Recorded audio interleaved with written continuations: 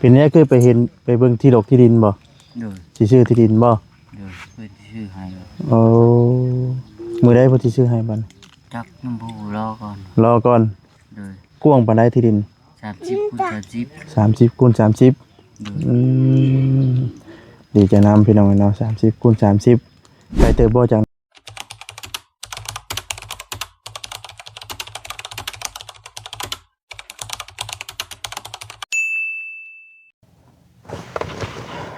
อ้าวพี่น้องเอ้ยเนาะ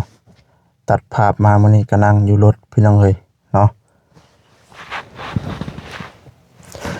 กะทักทายสบายดีเด้อเนาะสบายดีพ่อแม่พี่น้อง FC กันเบิดสุขสู่คนพี่น้องเอ้ยเนาะบ่ว่าสิอยู่ในและก็ต่างประเทศพี่น้องเอ้ยเนาะก็ยินดีต้อนรับเข้าสู่ช่องบ่าวซาดีชาแนลอีกแล้วพี่น้องเนาะพอๆกันคือเก่าพี่น้องเอ้ยมื้อนี้พี่น้องเอ้ยเนาะก็มาถ่ายคลิปคือเก่าพี่น้องเอ้ยเนาะพอดีว่าหลังจากที่บ่าวซาดีเนาะได้ไปส่งลูกส่งเมียพี่น้องเอ้ยเนาะก็ขากลับมาเนาะก็ฮู้ข่าวเนาะแล้วก็ที่ว่าอ่าแล้วก็เมื่อยเด้อพี่น้องนะฮู้ข่าวแล้วก็มาเมื่อยเลยอ่าบัดพอสิฮอดมื้อแล้วบัดบ่ได้ไปสินะพี่น้องเอ้ยเนาะทั้งหมดนี้ก็ต้องกราบขอโทษขออภัยทางพี่น้อง FC เบิดทุกท่านทุกคนพี่น้องเอ้ยเนาะแล้วก็ทางผู้รักผู้ใหญ่ใจดีเนาะเบิดทุกท่านทุกคนพี่น้องเอ้ยที่ให้ผิดหวังเนาะพี่น้องเอ้ยก็คือทางบริษัทก็อยากไปอยู่พี่น้องแต่ว่าทางบริษัทเพิ่นเนาะหรือว่าเวียกงานทางบริษัทนั่นแหละพี่น้องเอ้ยเนาะทางบริษัทน่ะเพิ่นว่าสิไปเฮ็ดเวียกนะพี่น้องเอ้ยเพิ่นเอาคนงานก่อนพี่น้องเอ้ยเนาะเดี๋ยวจะมาแจ้งให้กับทางพี่น้อง FC เลยพี่น้องเอ้ยเนาะว่าบริษัทนี่ตกงานพี่น้องเอ้ยเนาะว่าสิฮอดมือไปแล้วบ่ได้ไปซ้ำพี่น้องเอ้ยเนาะแต่ก็บ่เป็นหยังพี่น้องเอ้ยเนาะก็สิได้หาโซเวียกโซงานใหม่พี่น้องเอ้ยเนาะจังได๋เฮาก็ได้ตั้งอกตั้งใจว่าสิไปแล้วนะพี่น้องเอ้ยเนาะแล้วก็สิลองหาเบิ่งพี่น้องเอ้ยเนาะถึงเฮาสิบ่ได้ไปเฮ็ดเวียกเฮ็ดงานอยู่ฟาร์มหมูพี่น้องเอ้ยเนาะก็สิได้หาหม้องใหม่พี่น้องเอ้ยหลายๆท่านเพิ่นก็เป็นกำลังจิตกำลังใจทั้งวัสดีพี่น้องเอ้ยเนาะก็ขอบคุณหลายๆพี่น้องเอ้ยทางวัสดีก็ฮู้ข่าวเนาะพี่น้องเนาะเพิ่นโทรมาบอกพี่น้องเอ้ยเนาะโทรมาบอกว่าบอสดีเพิ่นเพิ่นโทรบอกว่าเจ้าบ่ได้มาเด้อนะเพิ่นบ่เอาคนแล้วนะพี่น้องเอ้ยคือฮู้ข่าวแบบนี้ก็โอ้พี่น้องเอ้ยเนาะบอสดี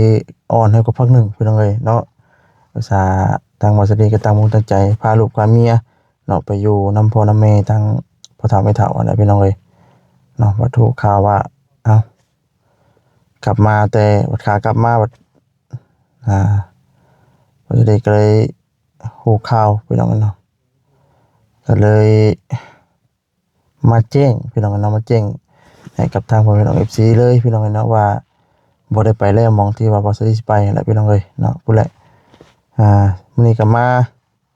กับทีมงานคือเก่าแหละพี่น้องเอ้ยเนาะพู้นแหละมื้อ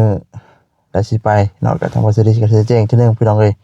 เนาะจังได๋ก็ต้องกราบขอโทษขออภัยเด้อพี่น้องเด้อเนาะที่ให้ผิดหวังทางบริษัทก็บ่ได้อยากให้ผิดหวังเนาะพี่น้องเอ้ยเนาะก็บ่ได้ตัวบ่ได้ต้มดอกพี่น้องเอ้ยแต่ว่าทางงานเพิ่นบ่รับแล้วพี่น้องเอ้ยเพิ่นเอาคนงานใหม่ก่อนบริษัทพี่น้องเอ้ยตอนแรกเพิ่นว่ารับปากว่าสิเอาอยู่วันนี้เพิ่นว่าบ่ได้เอาเพิ่นเอาคนงานก่อนหั่นน่ะพี่น้องเอ้ยเพราะและเพิ่นเอาคนที่อยู่ใกล้ก่อนพี่น้องเอ้ยเฮาอยู่ไกลเนาะพี่น้องเอ้ยเนาะขอโทษขออภัยนำไปพี่น้องเอ้ยเว้าหลายก็ยืดยาวเนาะพี่น้องเนาะจังได๋ก็ฝากเป็นกำลังจิตกำลังใจเด้อพี่น้องเด้อเนาะแต่ว่ามื้อใดทางบริษัทไปเนาะอยู่หม้องใดงานหม้องใดพี่น้องเอ้ยเนาะหรือว่าทางพ่อพี่น้อง FC เนาะฮู้เวียกฮู้งานอยู่หม้องใดเนาะพี่น้องเอ้ยก็บอกบริษัทได้พี่น้องเอ้ยเนาะก็บางเทื่อบริษัทติดต่อไปบางเทื่อสิได้ไปเฮ็ดพี่น้องเอ้ยเพราะว่าต้องใช้เงินพี่น้องเอ้ยช่วงนี้เนาะโดนบ่ได้ถ้าโดนบ่ได้พี่น้องเนาะเพราะว่าลูกเต้าเขาก็ต้องได้ใช้จ่ายเนาะในครอบในครัวพี่น้องเอ้ยเนาะพี่น้องเอ้ยมื้อนี้ก็มานำกันกับทีมงานพี่น้องเอ้ยเนาะรอเบิ่งพี่น้องเอ้ยเนาะว่าทางบริษัทสิได้เดินทางมื้อใดพี่น้องเอ้ยเนาะมื้ วันนี้ก็มาหาทั้งบ่าวคำละพี่น้องเอ้ยเนาะบ่าวคำละพ่อใหม่อะไรพี่น้องเอ้ยเนาะถือว่ามื้อนี้ก็เป็นมื้อแรกที่บ่สิได้เข้ามาพี่น้องเอ้ยเนาะมื้อนี้ก็เห็นหลายสิ่งหลายอย่างเนาะถือว่าเห็นทั้งทีมงานเนาะไปเบิ่งที่โรงที่ดินให้เพิ่นแล้วพี่น้องเอ้ยเนาะถือว่าได้รับข่าวดีพี่น้องเอ้ยเฮาก็ดีอกดีใจนํพี่น้องเอ้ยเนาะนี่แหละพี่น้องเอ้ยเนาะก็สิเข้าไปสัมภาษณ์ทำไทยเบิ่งเนาะเรื่องราวเป็นมาได้ใดพี่น้องเอ้ยเนาะไปซะพี่น้องเอ้ยเนาะไปพี่น้องเอ้ยพี่น้องเอ้ยอันนี้ก็เป็นหม่องที่ว่าบ่าวคำละเพิ่นนอนพักอยู่นั่นพี่น้องเอ้ยแต่ก่อนตะกี้เนาะพี่น้องเอ้ยเนาะตัดภาพมาบัดนี้ก็นี่แหละพี่น้องเอ้ยเนาะทางเฮือนของผู้โชคดีใหม่พี่น้องเอ้ยเนาะเห็นในคลิปของทางบ่าวเวียงเพิ่นพี่น้องเอ้ยเนาะถือว่าเพิ่นสิได้เฮือนงามแล้วบ้านนี้พี่น้องเอ้ยเนาะต่อพี่น้องเอ้ยไปซะพี่น้องเนาะเดี๋ยวสิกลับไปหาทางบ่าวคำลาเพิ่นพี่น้องเอ้ยเนาะ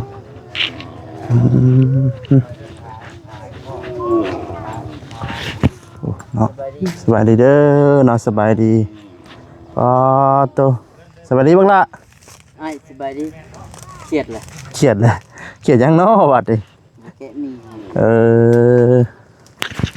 เป็นเครียดพอบ่แกมีให้กินพี่น้องเอ้ยชื่อว่า คำลา คำลาพี่น้องเนาะคำลาจะอายุจักปีอ่ะ สติด 27ปีเป็นบ่าวคำลาพี่น้องเอ้ยเนาะปาโตพี่น้องมานี่เต็มเพื่อนเต็มชานบัดนี้เนาะ ดู แต่ก่อนตะกี้นี่นอนอยู่ไสก่อนจะ รออยู่บ่ มองกันบ่กองเพื่อนกันบ่ ดู นอนอยู่แบบซี่จักปีละ เกือบปีแล้ว เกือบปี ดู อืม ไอ้เอา เป็นนี่ได้คือได้ไปนอนอยู่ในกองเพื่อน คนเขามาพาคือหันตามเป็นครับ เพื่อนชานั่นเป็นเฮาตะกี้ได้มีบ่ หมมี บ่มี ดู อืม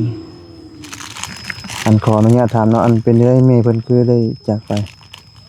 ก่อนมาแต่พ่อมาแต่เอาเมีย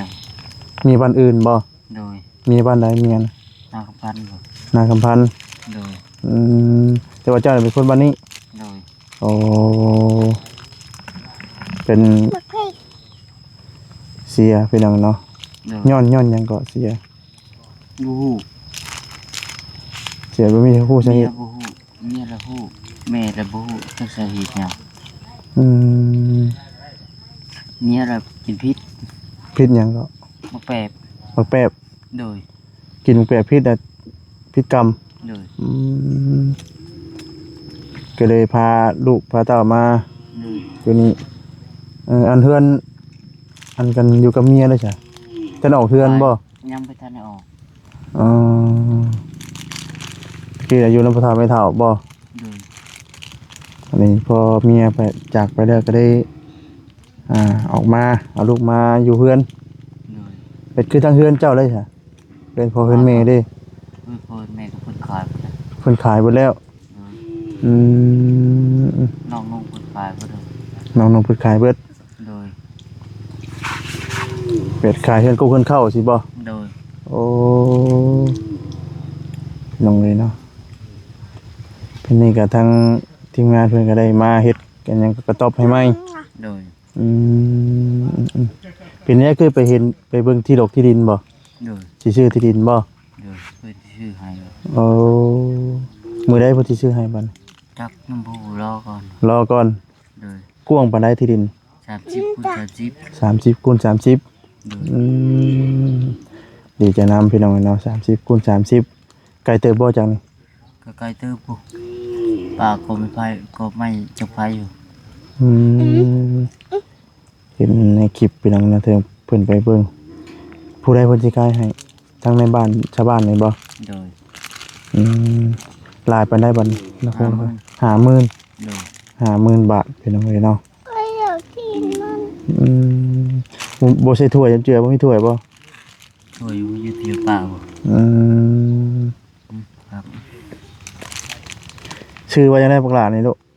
แม็ก ฟาเมกบ่ แม็ก จัก ก็ ปี ได้ลายก็ได้ จักปีแล้วนี่ 3 3 ปีพี่น้องเอ้ยเนาะ กำลังกินเนาะเล็กน้อยกำลังกินได้จำนี้เป็นยังไงแม่ตายจากปะจำเป็นยังไงเนาะเวลาฝนตกฝนลิ้นกับพาลูกหัดโพดหันอย่างนอนบ่ในดินบ่เลยเห็นเห็นงานยังเศรษฐกิจเขาเลี้ยงลูกใช่ให้เวียกไปข้าบอกทางข้าไปพอได้เงินคำกำแก้วเนาะพอได้มาเลี้ยงบุญลูกพี่น้องเลยคนนี้คนเติบใหญ่นี่แหละพี่น้องเลยเนาะ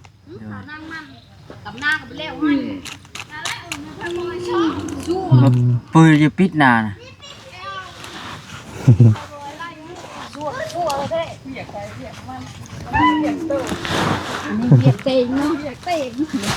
มาแต่ดำหน้าเนาะ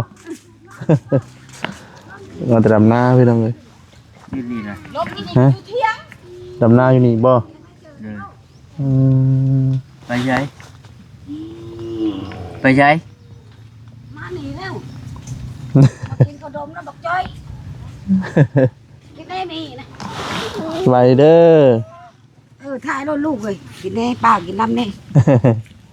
ตะกี้ก็อยู่น้ำแม่ลูกเอ้ยหากันลงมานี่โอ้น้ำแม่เลี้ยงโดยกำลังเป็นนะเนาะกำลังกินเล็กน้อยยังมีเนาะกำลังกินกระต้มขนมกินลูกหลาบาดิไหนเห็นว่าอยู่มีผู้เลี้ยงนะลูกป้าซีนี่เด้อพี่เขากินอยู่หน้าผมน้ำแม่หากันลงมาโดยมาใช้มาแต่ดำหน้าบ่ดำหน้าลูกเลยก็สิเรียกแล้วบ่ทางนี้เว้ยหากันลุงดำมานี่โอ้คนบ่ค่อยตกบ่คนบ่มีหากันมีดำหนักมีบ้านนี่ฝนเทียมกับเบิดเนาะดูดจำสิดูดได้ฝนเทียมกันเนาะจำสิดูดนี่แหละพี่น้องเลยชุดใหม่พอไปซื้อมาให้ลูกเห็นตะขาบมีเสียงป้าเห็นตะขาบเห็นตะเครือเลยลงมาให้มีรถใหญ่เลยนะบาทนี้เนาะไปซื้อมาให้นี่รถใหญ่นี่ไปนั่นเด้อไปจกรถไปจกดินเด้อไม่มีไข่ตายเลยลูกเอ้ยโดยแม่ก็มีเงินดำหน้าบาทจะได้น้ำพ่น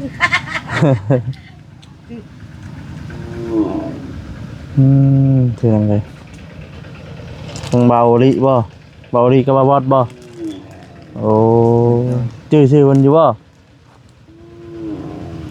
ในรถพี่น้องเนี่ยดีจะนำเบามาที่นี่ซื้อมีรถคันนี่บ่นั่นบ่คันสีขาวนี่บ่บ่บอสเป็นไงบ่บอสพ่อแม่กล้าลงไปได้เนาะบัดนี้ในเรื่องซื้อดินแล้วเนาะพี่น้องเอ้ยแต่ว่ายังบ่ฮู้มื้อว่าสิได้ซื้อมื้อใดพี่น้องเอ้ยเนาะแต่ว่าเรื่องในคงราคานี่ก็50,000 บาทเราลุ้นเบิ่งพี่น้องเนาะว่าทั้งดินเนาะของทางบ่คำหลาเพิ่นพี่น้องเอ้ยเนาะว่าสิอยู่มองใดแต่ว่าทั้งว่าสถานีนี้ยังบ่เคยไปพี่น้องว่าสิแต่บัดลองจะก่อนสิไปเบิ่งพี่น้องเอ้ย30 x 30ผู้เพื่อนได้หลังเติบอยู่เนาะก็คือทางเจ้านี่บ่ได้มีให้มีนาบ่ออกเลยให้นาตะกร้าก็บ่มียังตาปล่อยออกอันนี้คือเป็นญาติพี่น้องของเจ้าบ่เพื่อนทางนั้นไทบ้านเป็นทางไทบ้านโดยเพิ่นเอิ้นมาอาศัยอยู่นำโดยโอ้ไปคือทางญาติพี่น้องทางเจ้าเลยจ้ะครับพ่อทางอ้ายทางหยังเลยจ้ะเขาอยู่เรื่องเขาบ่ล่ะเพิ่นบ่ได้นั่นบ่ลงบ่ได้บ่โอเคบายจิตขี่รถจักรมาพี่น้องมื้อนี้เนาะเป็นอยู่ครอบครัวไผลาวบ่ไปใช้ลงคลิปบ่ลงคลิปบ่ไปจังไสเบิ่นเด้อสบายดีเด้อเนาะลงคลิปพี่น้องเอ้ยเนาะลงมันมีสัญญาณเดี๋ยวนี้แต่ว่าหม่องที่ใหม่ทางบ่าวคำลาวน่ะมีสัญญาณอยู่พี่น้องเอ้ยเนาะเจ้า นี่แหละพี่น้องเลยวันนี้นอนกับตรงกับตอบกันข้ามคืนกันนอนสิได้บ่ โดยนอนเพียง หาใครหรอกฝนหัวบนบ่ได้นั่นบ่ฝนตกแห้งบ่ได้หัวบ่ โดย อืมแล้วพี่น้องเนาะฝนตกฝนลิ้นก็ถือว่าใครกว่าเก่าอยู่นอนในกล่องเฟืองพี่น้องตะกี้เนาะหากดไว้นอนพี่น้องเห็นในคลิปทางบ่จิตเพิ่นนอนนี่บ่ตะกี้น่ะอยู่ปนโพนตอนนั้นบ่ โดย ตัวยุงเนี่ยก็แค่ในบัดนี้เนาะในเครื่องคองนี่มีทั้งภายในที่จัดซอยมา เบาอันนั้นโดย บ่จิตบ่ โดยเอามาแค่เขาแม่ยังอยู่ผู้อยู่อันนั้น อืม ลืมชื่อแล้ว ชื่อบ่ได้ โดย มีแต่ว่าชื่อหั่นแหละมีทางผู้รักผู้ใหญ่เพิ่นซอย แต่ละท่านเนาะเขาเจ้าก็จำชื่อเพิ่นไว้แล้วจังบ่ได้ก็บอกพี่น้องเนาะชื่อเพิ่นพี่น้องเอ้ยเนาะขอบคุณเพิ่นหั่นแหละแล้วก็ที่เพิ่นซอยเฮาก็เพิ่นเห็นแล้วก็ได้ตุนสงสารนั่นแหละพี่น้องเอ้ย มาปวดได้ไงวะ เมื่อวานนี่ไปลำนาเมื่อวานนี่ โดย ไปลำนาทำจ้างบ่ หน้าอยู่นี่ มื้อนี้ไว้ดำบ่มื้อนี้ ไม่รับ พักผ่อนก่อนเนาะ โดย แต่ฝนพี่น้องเนาะรักคือถาน้ำถาฝนแหละฝนบ่ตกก็คือดำบ่ได้ กินนี่จะเดือนไม่กินนะ กำลังกินเนาะบวงตักครึ่งนึงให้ล็อกไปลงเลยแล้วในเตียงนี่เพิ่นซื้อมาให้ใช่ เขาเบาจ้อยแล้วก็เบาบุรี กระตุงกระตอบให้มาที่ปากอาศัยก่อนพี่น้องเอ้ย มอดวันมาบดวัน เฮ็ดได้จังมื้อแล้วนี่ เตียงนี่วัน เจ้ากระตอบนี่เลย วัน วานนี้บ่ โดย เฮ็ดวานนี้เลย โดย ตะกี้น่ะนอนอยู่พุ่นพี่น้องเอ้ยเนาะโอ้นอนเป็นหางเพืองก็สิซุ่มแท้บ่ บริชุม บ่ได้ซุ่มบ่ โดย ตกดินบ่ได้หัวบ่ หัว เด้อน้องเลยเนาะ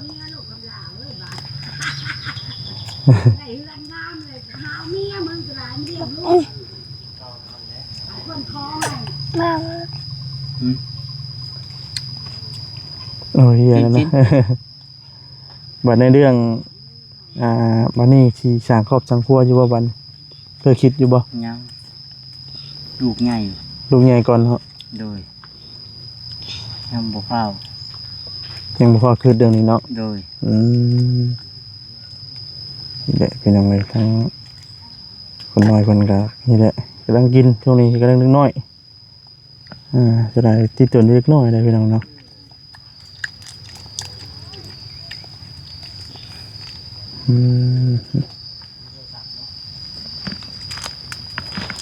ก่อนตะกี้เนี่ยไปเฮ็ดเวียกงานรับจ้างพี่น้องเลยเนาะเฮ็ดเวียกหยังก็ไปพี่น้องเลยบ่ได้เงินได้คำมาเบิ่งลูกเบิ่งเต้าเวลานอนไปข้างในปีนหัวไปพุ่นบ่ โดย หัวลงขึ้นเหนือไว้เลยเนาะ โดย ตุ่มผ้าพี่น้องเลยไปสลาเซลลประกอบด้วยไฟโซลาเซลล ยัง เอามามื้อนี้บ่ โดย คือบ่ประกอบตากแดดไว้ประกอบตากแดดไว้นี่แหละเพื่อตอนแรงก็ใช้งานได้เด้อนี่สิเป็นอยู่บ่ เห็นอยู่ ประกอบไว้แล้วเอามาประกอบด้วยฮะประกอบตากแดดไว้มาแรงก็ใช้งาน นี่แหละคือยังไงถือว่าได้แสงสว่าง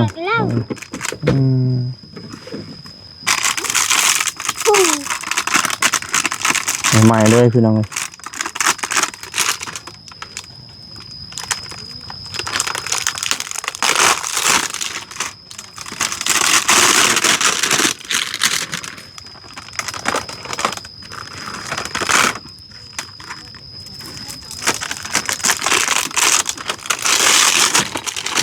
โซล่าพี่น้องเลย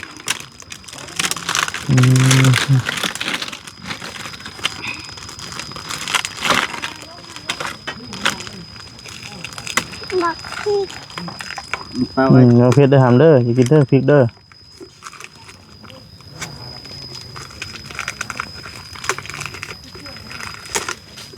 ตากแดดไว้ตากแดดไว้พี่น้องมะเร็งก็ใช้วันนี้เน้นเรื่องโมเตให้กระโปะท่านได้มีบ่ นี่ก็ได้ ยังบ่มีจักอย่างเลยเนาะ ดู เครื่องครัวพี่น้องนะเครื่องครัวยังบ่ทันมีเรื่องโมเตให้กระโปะให้เต็งอยู่พวกกินคือกินข้าวกินน้ำแต่ละมื้อเฮาไปกินยุ่มใช่จ้ะ กินในเทียงไม่ป่ากัน อาศัยกินข้าวน้ำเพิ่นบ่ โดย ข้าวก็กินน้ำเพิ่นเนาะถ้าว่ามีข้าวได้จ้ะถ้าว่ามีสมมุติว่ามีข้าวมีน้ำเฮามาเฮ็ดกินเองนี่ได้บ่ ถ้าได้ที่ใหม่จะเห็นจะออกไป ช่วงนี้อาศัยกินน้ำเพิ่นก่อน โดย อ๋อ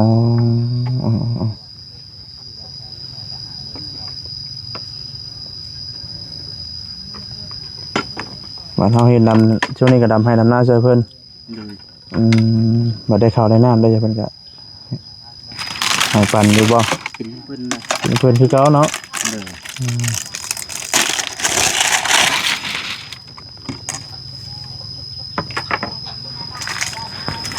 พี่น้องเรากำลังประกอบปันพี่น้องเลยว่าคำลาเราประกอบไว้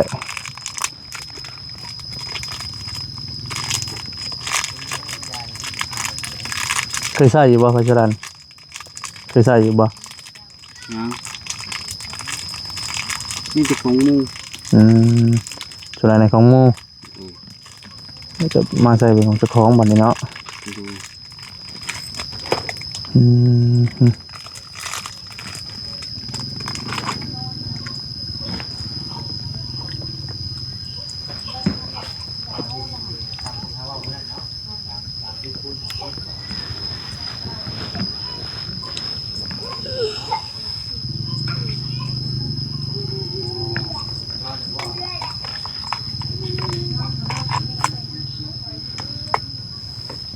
กำลังประกอบพี่น้องเลย ตัวนี้ก็โมเมนต์ พี่ตัวนี้อยู่พี่หรอวะพี่ใช้เบิ้งฮะ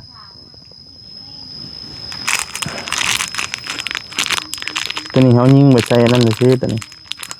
ยิงใส่สังกะสีหรือว่าในนั่นซิ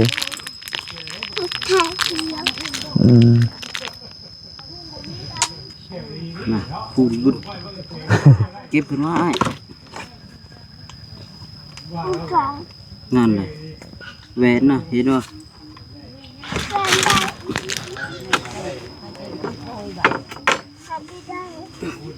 เห็นบ่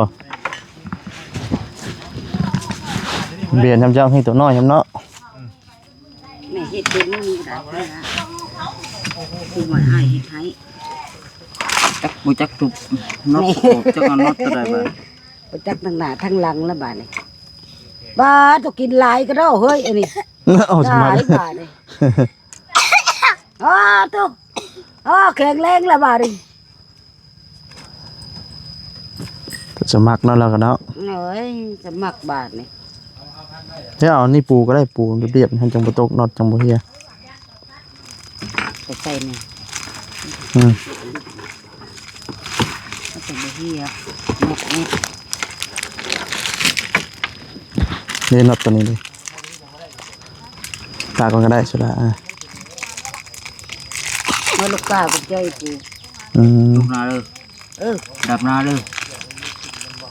นั่นน่ะ โดยแม่โดย อยู่ดีนี่เองลูก โดยอย่าดีมีให้กันแม่ มีผู้ช่วยผู้ช่วยลูกเอ้ย โดยดีใจน้ำเพิ่นเนาะ ขอบอกขอบใจหลาย โดยแม่เนี่ยพี่น้อง ๆ เล มาย นี่น่ะเลี้ยงลูกเลี้ยงหลานนี่ลูกเลี้ยงเต้านี่งอมแงมๆอยู่ โดย ไปทางใดเจ้าทางใด ไปหาปบขึ้นปบลงลูกคือหยักคือผีนี่ ไปรับจ้างทำงานก็ไปห่วงน้ำลูก โดย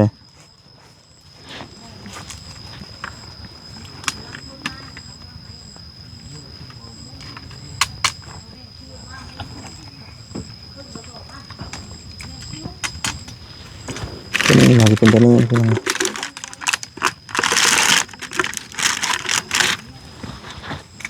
เวลาตัวนี้น็อตเป็นน็อตที่ว่าเขายิงใส่กับอันไม้ตอกด้วยสังกะสีใช่ไหม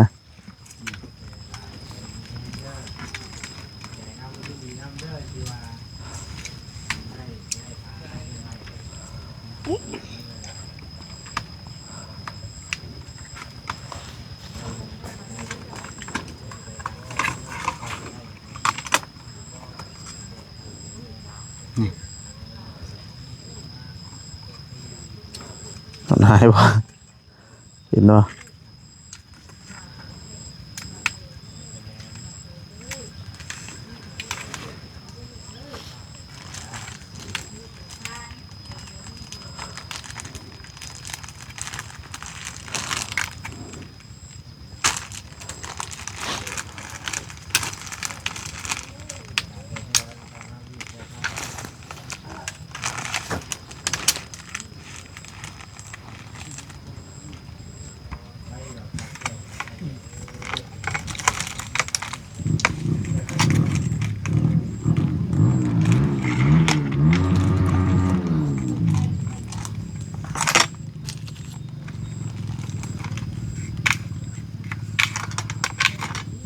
จะได้นอดนั่นบ่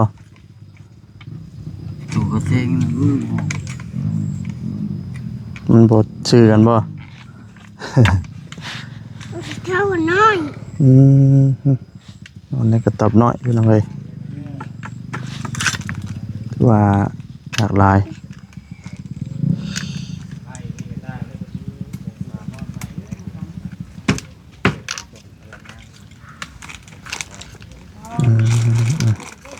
ไปพี่น้องเอ้ยโอ้ตก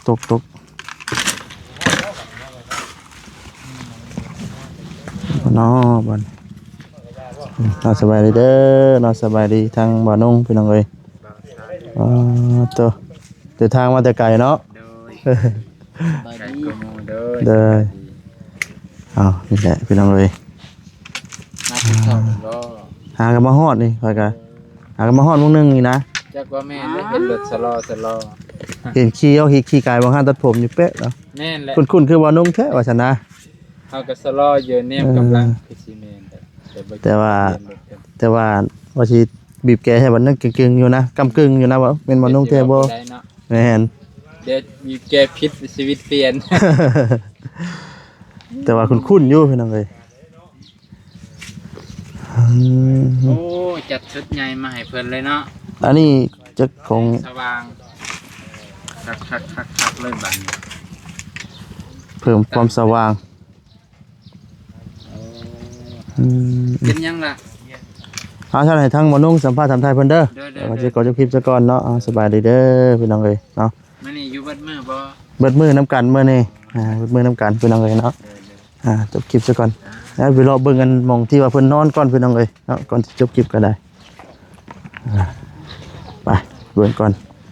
หม่องที่ว่าทางทำลาเพิ่นพี่น้องเนาะที่จะจบคลิปซั่นแหละพี่น้องเอ้ยเนาะปาตเบิ่งก่อนพี่น้องเอ้ย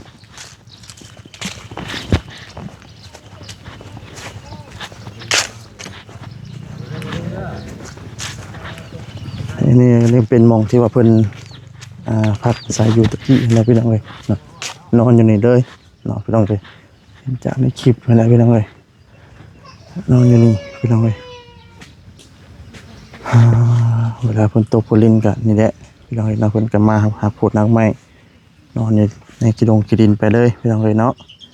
เห็นแล้วก็โอ้พี่น้องเอ้ยเนาะสิแหละพี่น้องเอ้ยจังหวัดสระบุรีก็จังว่าฟ้าเฮ็ดเวียกเฮ็ดงานแหละพี่น้องเอ้ยเนาะเพื่อบ่อยากให้มันมาเป็นเนาะคือจังแบบนี้นะพี่น้องเอ้ยคิดเห็นแล้วก็โอ้ยเนาะถ้าว่าเฮาหาเงินบ่ทงบ่ทันมันบ่คุ้มครอบครัวนี่จักสิแนวใดนะพี่น้องเอ้ยเนาะบ่หลายคำเมื่อยใจช้ำพี่น้องเอ้ยเอาจังไดก็สู้ๆพี่น้องเอ้ยเฮาว่าสวัสดีก็สิสู้คือกันพี่น้องเอ้ยเนาะไปพี่น้องเอ้ยนะผิดพลาดประการใดเนาะขอโทษขออภัยนะพี่น้องเด้อน้องว่าสวัสดีเนาะบ่นนทูเนาะขอโทษขออภัยนำพี่น้องเอ้ยเนาะลำลาพระจากไปก่อนแล้วเนาะสบายดีพี่น้องเอ้ยเนาะ